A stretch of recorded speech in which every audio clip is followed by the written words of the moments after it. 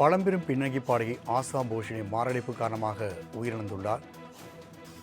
மும்பையில் உள்ள பிரீச் மருத்துவமனை நேற்று அனுமதிக்கப்பட்ட நிலையில் இன்று அவரது உயிர் பிரிந்தது.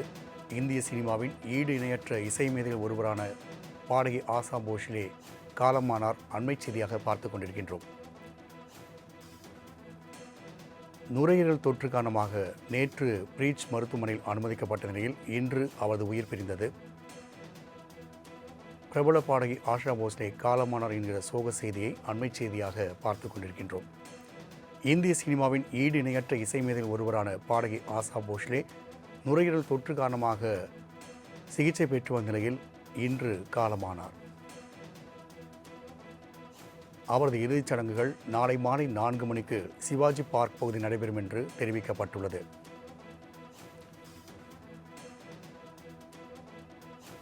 பாடகி லதா மங்கேஷ்கரின் தங்கையும் பிரபல பாடகியுமான ஆஷா போஸ்லே இந்திய சினிமாவில் பிரபலமானவர். 12,000 திரைப்பாடலுக்கு மேல் பாடிய ஒரு பாடகி, தனித்துவ குரலால் 7 தசாப்தங்களாக இந்திய சினிமாவை ஆட்சி செய்த ஆஷா போஸ்லே நுரையீரல் தொற்று காரணமாக மருத்துவமனையில் அனுமதிக்கப்பட்ட நிலையில் காலமானார் என்கிற சோக செய்தியை அண்மை செய்தியாக பார்த்து கொண்டிருக்கின்றோம். கூடுதல் விவரங்களை நமது செய்தியாளர் டாமினிக் வழங்க கேட்கலாம். டாமினிக், இந்திய சினிமாவினுடைய ஒரு தனித்துவமான குரலால் ரசிகர்களை கவர்ந்தெழுத்த ஆஷா போஸ்லே காலமாகி உள்ளார். கூடுதல் விவரங்கள். வணக்கம் ராம்குமார். இந்தியாவின் பிரபல பின்னணி பாடகியான ஆஷா போஸ்லே தற்பொழுது உடல்நலக் குறைவால் காலமாகியுள்ளார். ஏற்கனவே அவருக்கு நுரையீரல் தொற்று இருந்த காரணத்தினாலும் திடீரென்று ஏற்பட்ட மாரடைப்பின் காரணத்தினாலும் அவர் நேற்றைய தினம் மருத்துவமனையில் அனுமதிக்கப்பட்டார். தற்பொழுது சிகிச்சை பலனின்றி அவர் காலமான செய்தி இந்திய சினிமா மட்டுமல்லாது இசை ரசிகர்களையும் பயங்கர அதிர்ச்சியில் உள்ளாக்கி இருக்கிறது. இது மட்டுமின்றி ஆஷா போஸ்லே யாராலும் திரும்பவும் பெறப்பட முடியாத ஒரு பாடகி ஆவார் என்பது அனைவரும் தெரிந்த ஒரு விஷயமாகும். தமிழில் அவர் இளையராஜா அவர்களின் இசையில் செண்பகமே செண்பகமே என்ற பாடல் மூலம் அறிமுகமானது மட்டுமல்லாது நீ பார்த்த பார்வைக்கு ஒரு நன்றி என்ற ஏறாம் படத்தின் பாடல் மூலமாக இந்தியாவின் குறிப்பாக தமிழகத்தில் உள்ள ரசிகர்களை திரும்பி பார்க்க வைத்தவர். அது மட்டுமின்றி அவர் பாடிய பல்வேறு பாடல்களில் அவரது சிறப்பே அவரது தனித்துவமான குரல் தான். இதில் மிக முக்கியமானதாக செப்டம்பர் மாதம் என்ற ஒரு பாடல் அலைப்பாய்வு படத்தில் உள்ள பாடலை அவர் பாடியதன் மூலம் இப்படி ஒரு குரல் இருக்கிறது காந்த குரல் என்ற மீண்டும் ஒரு பெயரை அவர் பெற்றார். இது மட்டுமில்லாது பல்வேறு விருதுகளை அவர்கள் பெற்றிருக்கிறார். அந்த பல்வேறு விருதுகள் என்னவென்றால் 7 பிலிம்பேர் விருதுகள், 2 தேசிய விருதுகள், தாதா சாஹேப் பால்கே விருது.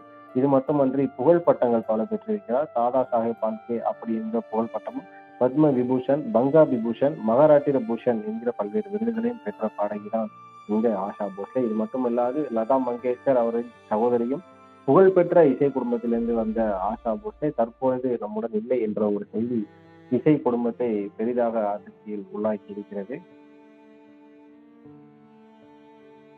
டாமினிக், தகவலுக்கு நன்றி.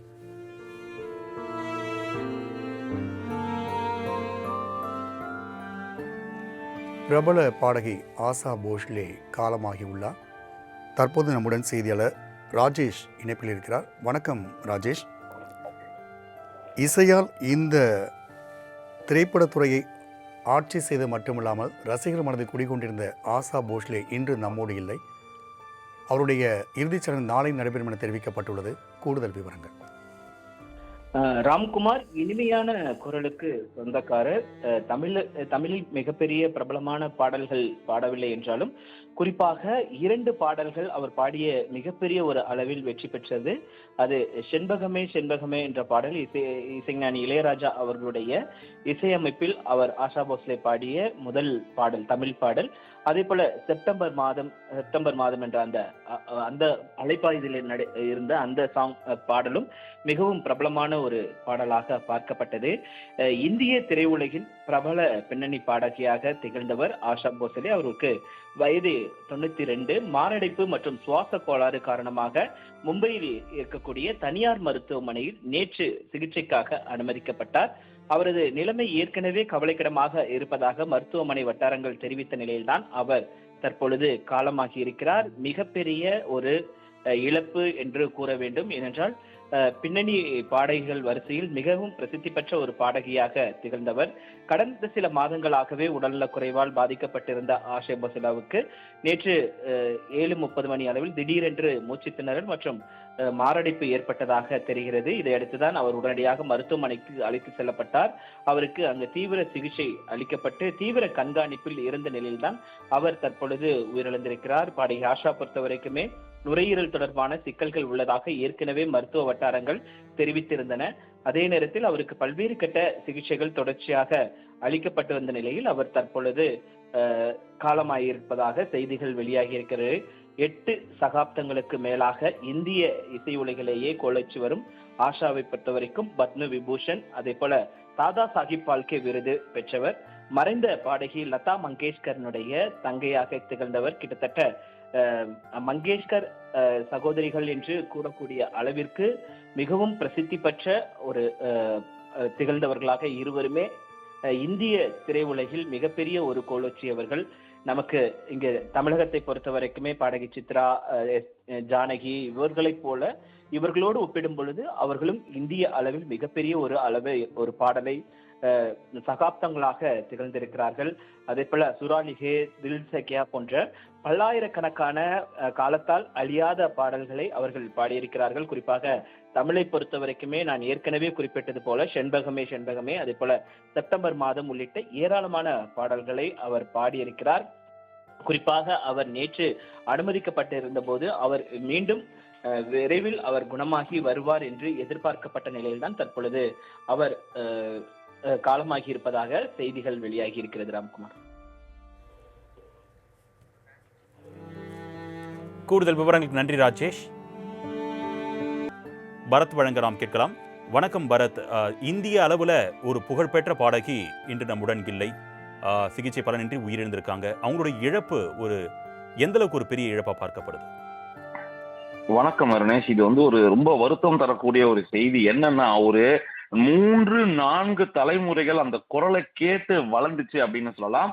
ஆஷா போன்ஸ்லே அறிமுகமே தேவையில்லை, நம்ம எல்லாருக்கும் தெரியும். லதா மங்கேஷ்கருடைய இந்தியாவின் உச்சபட்ச பின்னணி பாடகி அப்படின்னு சொல்லக்கூடிய லதா மங்கேஷ்கரோட சகோதரி. என்ன ஆச்சரியம்னா 9 வயதிலேயே இவங்க பாட ஆரம்பிச்சிருக்காங்க. இவங்க இனிஷியலா பாடின பாடல்கள் பிரபலமானது பாத்தீங்கன்னா 50-60 காலகட்டங்கள் எல்லாம் இந்தியாவே புரட்டி போட்ட ஃபாஸ்ட் பேஸ்ட் நம்பர்னு சொல்லுவாங்க. அப்பயே அந்த டிஸ்கோ சாங்ஸ்னு சொல்லுவாங்க. நம்ம எல்லாருக்கும் தெரியும் தம்மாரோ தம். அந்த பாடல் ஹரே ராம ஹரே கிருஷ்ணா படத்துல எந்த அளவுக்கு பெரிய ப்ராப்ளம்னு. ராஜேஷ் கண்ணா நடிச்ச ஒரு படத்துல பியா தூ அப் தோ ஆஜான்னு ஒரு பாட்டு இருக்கும். கிட்டத்தட்ட இவங்களுடைய அந்த குரல் ஒரு ஹஸ்கியா காது கிட்ட வருடி பாடுற மாதிரி குறிப்பிட்டு சொன்னா நம்ம எல்லாரும் ஈஸ்வரி தமிழை நம்ம எப்படி பார்த்தோமோ அந்த மாதிரி அவங்களை நம்ம பார்த்துக்கிட்டு இருந்தோம் அந்த காலகட்டங்கள்லாம் அங்க அப்படின்றது நமக்கு தெரியும். இவங்க கிட்ட இருக்கிற இன்னொரு ஸ்பெஷாலிட்டி என்ன அப்படின்னா, இப்படிப்பட்ட இவங்க டிஸ்கோ பாட்டுக்கு மட்டும்தான் சொல்லிட்டு இருந்த காலகட்டத்துல இல்லைங்க, அவங்களால கசலும் பாட முடியும்னு சொல்லி கசல் பாடல்கள் பாடி குறிப்பிட்டு சொல்லணும்னா உம்ரோ ஜான்ற படத்துல அவங்க பாடின அந்த கசல் பேஸ் பண்ண ஒரு வடக்கிந்திய கர்நாடக சங்கீதம் கூட சொல்லலாம். அது பேஸ் பண்ணி வந்ததுல பாத்தீங்கன்னா தேசிய விருதே பெறாங்க ஆஷா போஸ்லே. அப்கோர்ஸ் அவங்க எல்லாருக்கும் தெரியும் ஆர்.டி. பர்மன் பஞ்சம் தாவ திருமணம் பண்ணிக்கிட்டாங்க. அவரு எப்படியாப்பட்ட ஒரு இசையமைப்பாளர். அவருடைய இசையில இவங்க பாடின ஆல்மோஸ்ட் எவ்ரி செகண்ட் பாட்டு ஒரு பெரிய பெரிய ஹிட், சார்ட் பஸ்டர் அப்படின்னு சொல்லலாம். அதுல மாற்று கருத்து இல்லை. இவங்க இந்தியாவுக்கே சொந்தமான ஒரு குரல். நான் ஏன் சொல்றேன் அப்படின்னா, இளையராஜா, ஏ.ஆர். ரஹ்மான், வித்யாசாகர் இப்படி தமிழ்ல அவங்க பல பேருக்கு பாடிருக்காங்க. குறிப்பிட்டு ரஜினி, கமலஹாசன் படங்களுக்கும் பாடிருக்காங்க. குறிப்பா சொல்லணும்னா எங்க ஒரு பாட்டுக்காரன்ல இளையராஜா இசையில செண்பகமே செண்பகமேன்ற பாட்டு இன்னைக்கும் நீங்க கிராமத்துல போனீங்கன்னா பஸ் எடுத்தீங்கன்னா அந்த பஸ்ல இந்த பாட்டு ஒலிக்காத இடங்களே கிடையாதுன்னு சொல்லலாம். அதே இளையராஜா இசையில மீரா படத்துல பாத்தீங்கன்னா ஓ பட்டர்ஃபிளை அப்படின்ற ஒரு பாட்டு அவங்களுடைய அந்த தமிழ் உச்சரிப்பை உள்வாங்கி அவங்க அதை வழங்கின விதமே ரொம்ப அழகா இருக்கும். இதுதானான்னு கேட்டா இல்லைங்க, இங்கேயும் டிஸ்கோ பாட்டு பாடிருக்காங்கன்னு சொல்ற மாதிரி ஏ.ஆர். ரஹ்மான் இசையில அலைப்பாயுதே படத்துல செப்டம்பர் மாதம் அந்த பாட்டை பாடிருக்காங்க. நம்ம எல்லாருக்கும் தெரியும். கிளாசிக்கல்லயும் இவங்க கலக்குவாங்கன்றதுக்கு ஒரு எக்ஸாம்பிள் என்ன அப்படின்னா, ஹேராம் படத்துல நீ பார்த்த பார்வை அந்த ஒரு ராணி முகர்ஜி கமலஹாசன் வரக்கூடிய அந்த காதல் காட்சி பாடல்கள் ரொம்ப அற்புதமா நயமா டிஸ்கோ சாங் பாடுற ஆஷா போன்ஸ்லேவா இந்த ஒரு கிளாசிக்கா பாடிருக்காங்கன்னு ரொம்ப அற்புதமா சொல்லக்கூடிய வகையில இருக்கும். கிட்டத்தட்ட 90கள் வரைக்குமே 2000 வரைக்குமே கூட பல படங்கள் பாடிருக்காங்க.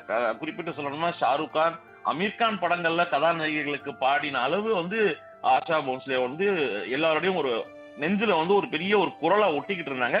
அப்கோர்ஸ் தமிழ் சினிமாவை பொறுத்த மட்டும் லதா மங்கேஷ்கர், ஆஷா போன்ஸ்லேவும் சிவாஜி ஃபேமிலி, நம்ம சிவாஜி கணேசன் நடிகர் திலகம் குடும்பத்தோடு இருக்கக்கூடிய நெருக்கம் நம்ம எல்லாருக்கும் தெரியும். இன்னைக்கும் கூட அவங்க பேசும்போது பல தருணங்கள் அவங்க இருவருமே சொன்னது எங்களுக்கு ஒரு தென்னிந்தியாவில் ஒரு சகோதரன் இருக்கிறார், நாங்க எப்ப போனாலும் சகோதரன் இல்லம் இருக்கிறது, சிவாஜி எங்களுக்காக இருக்காருன்னு. சிவாஜி மும்பை போனா அவங்கள பார்க்காம இருந்ததுல, இவங்க இங்க வந்து அவங்கள பார்க்காம இருந்தது இல்லைன்னு சொல்லலாம். கிட்டத்தட்ட பல்லாயிரக்கணக்கான பாடல்கள், 3 தேசிய விருதுகள், இப்படி எக்கச்சக்கமா அவங்க வந்து பாடியிருக்காங்க. இன்னைக்கு இருக்கிற பல பின்னணி பாடகர்களுக்கு யாரு வந்து ஒரு இன்ஸ்பிரேஷனா இருந்திருக்காங்க அப்படின்னா லதா மங்கேஷ்கர், அதை தொடர்ந்து ஆஷா போன்ஸ்லே அப்படின்ற மாற்று கருத்து இல்லை. ஒரு ஒரு ஒரு சகாப்தமா படைச்சிருக்காங்க அப்படின்னு சொல்லலாம். 5 தலைமுறை கதாநாயகிகளுக்கு பாடினது அப்படின்றது வந்து ஒரு சும்மா கிடையாது. அண்ட் அந்த ஒரு இன்டெலிபிள் இம்ப்ரெஷன் அப்படின்னு சொல்லுவாங்க, அந்த வாய்ஸ் இஸ் இம்மார்டல்னு சொல்லுவாங்க. ஆஷா போன்ஸ்லே 92வது வயதுல இருந்தாலும் இனிமேலும் இனிவரும் காலங்கள்ல காற்றில் அவங்களுடைய இசை, அவங்க குரல் இல்லாத இடமே இருக்காதுன்னு சொல்லலாம். ஒரு பன்முகம் கொண்ட பலதரப்பட்ட ஒரு இசையை தொட்டுட்டு வந்திருக்காங்கன்னு சொல்லலாம். டிஸ்கோல ஆரம்பிச்சு கசல்ல போய் கிளாசிக்கல்ல போய் சவுத் இந்தியன் கிளாசிக்கல்னு பல மொழிகள்லயும் பாடிருக்காங்க ஆஷா போன்ஸ்லே. நிச்சயமா இது ஈடு செய்ய முடியாத மிகப்பெரிய இழப்பு. அவங்களுடைய ரசிகர்கள் அவங்களை பொறுத்த மட்டும் அவங்க பாடல்கள்லாம் அவங்க இனிமேலும் கொண்டாட ஆரம்பிப்பாங்க, நம்ம நிச்சயமா நம்பலாம். அப்கோர்ஸ் ஆஷா போன்ஸ்லே இழப்பு மிகப்பெரிய இழப்பு. அருமேஷ். பரத், இவ்வளவு சிறப்புமிக்க ஆஷா போஸ்லே அவர்கள் பல ராகங்களை பாடியிருக்கிறதா சொன்னீங்க. என்னென்ன விருதுகள் அவங்களுக்கு வழங்கப்பட்டிருக்கு, அதே போல இப்போ அவங்களுடைய இழப்பை வந்து ஈடு செய்கிற விதமா, அவங்களுக்கு மேலும் சிறப்பு சேர்க்கும் விதமா மத்திய மாநில அரசுகள் சார்பில் என்னென்ன விருதுகள் வழங்கினா அவங்களுக்கு இன்னும் பெருமை சேர்க்கிற மாதிரி இருக்கும்? இல்ல, கண்டிப்பா அவங்களுக்கு அதாவது விருதுக்கு சில குரல்கள் வந்து விருதுகளுக்கு அப்பாற்பட்ட குரல்கள் அப்படின்னு நம்ம சொல்லியிருக்கோம். நம்ம பார்த்து வளர்ந்த குரல் இது. இவங்களுக்கு தேசிய விருது 3 முறை ஜெயிச்சிருக்காங்க. அதாவது ஒரு முறை அப்படின்றது ஓகே, வாழ்க்கையில அவங்க வந்து நல்லா பாடினாங்க, ஜெயிச்சாங்க. கிட்டத்தட்ட நான் சொன்ன மாதிரி 3 முறை அற்புதமா தேசிய விருதை ஜெயிச்சிருக்காங்க. பிலிம்பேர் விருது, அதாவது தனியார் வழங்கப்பட்டாலும் அது வந்து இந்தியாவின் உச்ச விருதாக, ஒன் ஆஃப் த கிரேட்டஸ்ட் அவார்ட்ஸா கருதக்கூடிய பிலிம்பேர் அவார்ட்ஸை 7 முறை வாங்கியிருக்காங்க. பல மாநில அரசுகளின் சிறப்பு விருதுகளையும் ஆஷா போஸ்லே ஜெயிச்சிருக்காங்க. அவங்களுடைய குரல், அவங்க குரலுக்காக அந்த கௌரவம் வழங்கப்பட்டிருக்கு அப்படின்றத நம்ம பாக்குறோம். அவங்க வாங்காத விருது இல்ல, போகாத இடங்கள் இல்ல, கச்சேரி செய்யாத நாடுகள் இல்லைன்னு சொல்லலாம். அவங்க கால் படாத ஒரு ஐரோப்பியால பல நாடுகளுக்கு போயிருக்காங்க, ஆசியால பல இடங்கள்ல. இவங்களுக்காக, இவங்க குரலை கேட்கணும், இவங்க பாட்டுக்காகவே வெயிட் பண்ண இந்தியன் ஃப்ரெட்டர்னிட்டி பத்தி நம்ம நிறைய படிச்சிருக்கோம், கேள்விப்பட்டிருக்கோம். என்ன ஒரு பெரிய அரசு முறையில் இவர்களுக்கு வந்து இறுதி மரியாதையை வந்து அவங்களுடைய அந்த இறுதி பயணமானது கண்டிப்பா கொடுப்பாங்க, நம்ம நம்பலாம். அதையும் தாண்டி இவங்க பேர்ல ஒரு விருது நாளை வந்து இவங்களுக்கு இந்தியாவின் உச்சபட்ச விருதாக தாதா சாஹேப் பால்கே வழங்கப்படலாம். அதை தாண்டி இவங்க பேர்ல ஒரு விருது அப்படின்னு ஒண்ணு வச்சோம்னா அது வளர்ந்து வரும் இளம் பின்னணி பாடகர்களுக்கு ஒரு பெரிய உந்துதலாகும், அவங்கள பத்தி தெரியக்கூடிய பல விஷயங்களாகும். இன்னைக்கு டிஜிட்டல் யுகத்துல இந்த குரல்களை திருப்பி எடுத்துட்டு வந்து ரொம்ப ஈஸி. ஒரு காலகட்டங்களில் நம்ம ரேடியோல மட்டும் தான் கேட்கணும், இல்ல கிராமபோன்ல கேட்டுட்டு இருந்தோம், கேசட்ல கேட்டுட்டு இருந்தோம்ன்ற காலம் மருவி இன்னைக்கு டிஜிட்டல் யுகம். தட்டினா எங்க வேணாலும் போட்டா அவங்க இசை நமக்கு வரப்போகுது, அவங்க எங்கேயும் போயிடல, நமக்கு அந்த குரலா வாழ்ந்துட்டு இருக்காங்க. பட் அதுல அவங்க கடைபிடிச்ச டிசிப்ளின் என்ன, அதுல அவங்க கொடுத்த டெடிகேஷன் என்ன, அந்த தொழில் மீது அவங்க கொண்டிருந்த பக்தி என்ன, அந்த கலை மீது அவங்க என்ன ஆர்வம் கொண்டு அது எப்படி மெருகேற்றி கொண்டு வயதானாலும் தன் குரலை என்னைக்குமே இளமையா வச்சிருந்தாங்க. இப்படி பல பாடங்கள் அவங்க தந்துட்டு போயிருக்காங்க. குறிப்பிட்டு சொல்லணும்னா நம்ம தமிழ்நாட்டுல நம்ம இன்னைக்கு லிவிங் லெஜெண்டா நம்ம கூட இருக்கிற பி. சுசீலா அவர்களுக்கு நம்ம என்ன பெரிய மரியாதை செஞ்சுட்டோம் அப்படின்னு நம்ம திரும்பி பார்க்க வேண்டிய அவசியம் இருக்கு. வாழும் காலத்திலே இவர்களுக்கு மரியாதை கொடுக்கப்பட்டிருக்கணும். பட் இருந்தாலும் நத்திங் இஸ் டூ லேட். இவங்க மாதிரி போன்றவர்களுக்கு நிச்சயமாக அரசு வந்து அவங்க பேர்ல ஒரு விருது வைத்து அதை வரும் தலைமுறைகளுக்கு கொடுக்கும்போது இவங்க லெகசியும் காப்பாற்றப்படும், அவங்களும் பல விஷயங்கள் கத்துக்கலாம், பல நல்லது நடக்கும் எதிர்பார்க்கலாம். இந்த மாதிரியான கலைஞர்கள் ஒரே ஒரு வருத்தம் தான் இருக்கு, வாழற நாட்டுல தான் வாழ்ந்த பின்புதான் நம்ம பெருசா பேசுறோம். அது இல்லாம வாழும் நாட்டிலே உங்களுக்கு அந்த ஒரு உச்சபட்ச அங்கீகாரம் கொடுக்கிற பட்சத்துல கலை வளரும், இசை வளரும்னு நான் நம்புறேன். ரமேஷ், உங்களுடைய விரிவான தகவலுக்கு நன்றி பரத்.